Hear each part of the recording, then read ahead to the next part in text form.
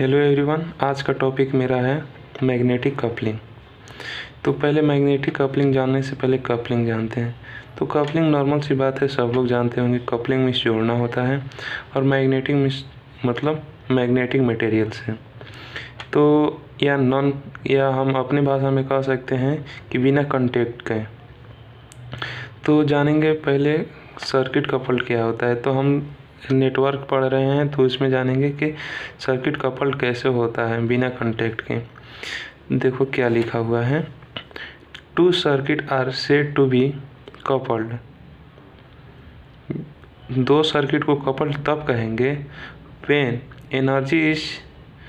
Energy take place from one circuit to another circuit without having any contact.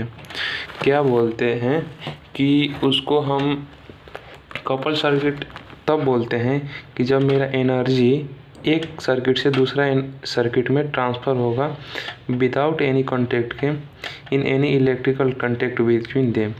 बिना electrical contact का, उसमें electrical contact नहीं होना चाहिए। मैग्नेटिक कॉन्टेक्ट ऑब्वियसली बात होगा ही।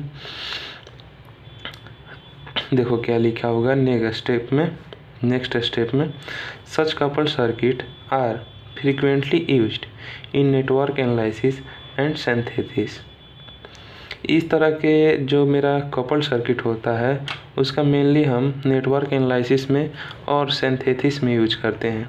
इसके यदि हम प्रैक्टिकल एग्जांपल यदि देखें अपने रियल लाइफ से जोड़कर, तो ट्रांसफार्मर जो होता है इसका बहुत अच्छा एग्जांपल है। देखो जैसे कि यहाँ 3 स्टेप में लिखा हुआ है, commonly example of the couple circuit are transformer. Transformer जो होता है इसका बहुत अच्छा एग्जांपल है। मेनली देखो ट्रांसफार्मर में कुछ नहीं होता है, एक प्राइमरी वाइंडिंग होता है और दूसरा का सेकेंडरी वाइंडिंग होता है। इसमें वोल्टेज रहता है और इसमें वोल्टेज ट्रांसफ़र होता है। ये number of turns per depend करता है। ये मशीन का पार्ट है। थोड़ा सा बता देता हूँ कि देखो सबसे पहले इसमें जो करंट फ्लो होता है, तो करंट फ्लो होता है तो यदि हम जानते हैं कि कोई भी कंडक्टर हो, यदि उसमें करंट फ्लो होता है तो अपने आसपास मैग्नेटिक फ्लक्स डेवलप करता है, मैग्नेटिक फील्ड डेवलप करता है। तो ये इंडक्टर है। तो इंडक्टर भी अपना इसका प्रॉपर्टी है कि मैग्नेटिक फील्ड में अपना एनर्जी को स्टोर करता है। ये मैग्नेटिक फील्ड डेवलप करता है फ्लक्स फाई। और ये क्या होता है, जो इसका फ्लक्स होता है ये दूसरे से लिंकअप करता है।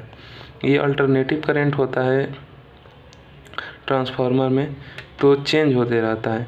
हम जानते हैं कि rate of change of flux क्या करता है, ईएमएफ प्रोड्यूस करता है। इसी प्रिंसिपल पर वर्क करता है। सबसे पहले मैग्नेटिक कपलिंग में सेल्फ इंडक्टेंस को जानते हैं, और सेल्फ इंडक्टेंस कैसे फाइंड आउट करेंगे उसको भी हम देखेंगे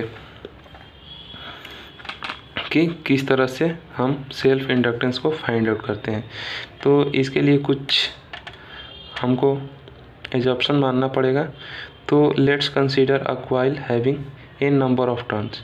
कोई भी एक कॉइल को लेते हैं और जिसमें कि एन नंबर ऑफ टर्न्स हो, एंड कैरिंग अ करेंट आई, जिसमें कि करेंट आई फ्लो हो।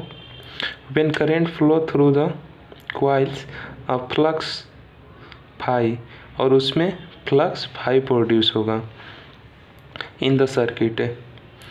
The flux produce by the coil, जो मेरा कॉइल से फ्लक्स प्रोड्यूस होगा with the coil itself. Coil, the flux produce by the coil links with the coil itself, जो अपने आप से भी लिंक करेगा। इसको देखेंगे किस तरह से, इसको पहले देख लेते हैं, एक बार पढ़ लेते हैं। Its current passing through the coils change the flux linking the coil also change, hence its EMF is induce in the coil. This is known as self induce EMF. क्या बोल रहा है कि जो जिस इंडक्टर का बात हम कर रहे हैं या जो इंडक्टर लिए हुए हैं उसमें करंट फ्लो कराएंगे, n नंबर ऑफ टर्न्स होगा तो उसमें फ्लक्स प्रोड्यूस होगा।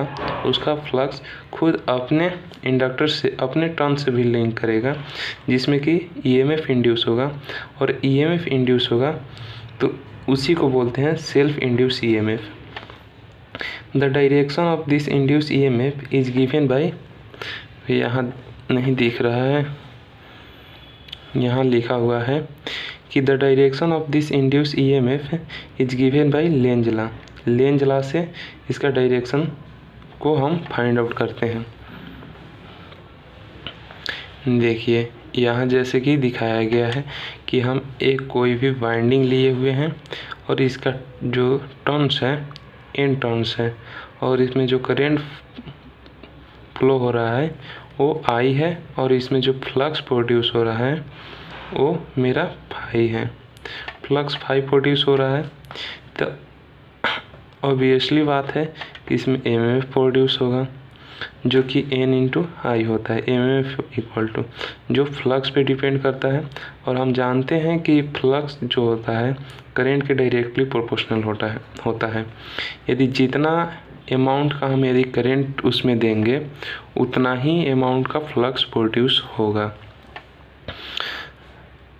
ये मेरा फाई, यदि प्रोपोर्शनलिटी का साइन हटाते हैं तो एक कांस्टेंट आता है, उसको मान लेते हैं k।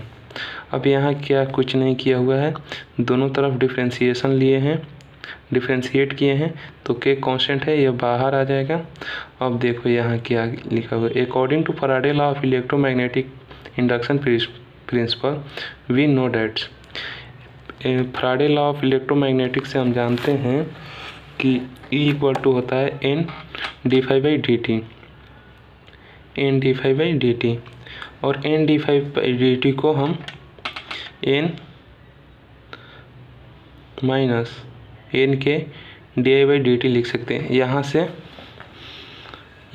d∅dt का वैल्यू यहाँ पुट कर दिए, और देखिए माइनस n∅i di/dt भी लिख सकते हैं। और ये जो मेरा है ये इसको क्या बोलते हैं, इंडक्टर L बोलते हैं, इसको लिख दिए A equal to minus L di/dt। यहाँ जो मेरा K है ये कांस्टेंट है, और यहाँ जो K इक्वल टू क्या आएगा दिख रहा है, K इक्वल टू आएगा जो मेरा K इक्वल टू आ जाएगा फाई इंटू आई। तो यहाँ से K का वैल्यू पुट कर दिए यहाँ, और उसके बाद E equal to minus L di/dt लिख दिए, जहाँ कि L बराबर क्या होगा, n∅i is known as self inductance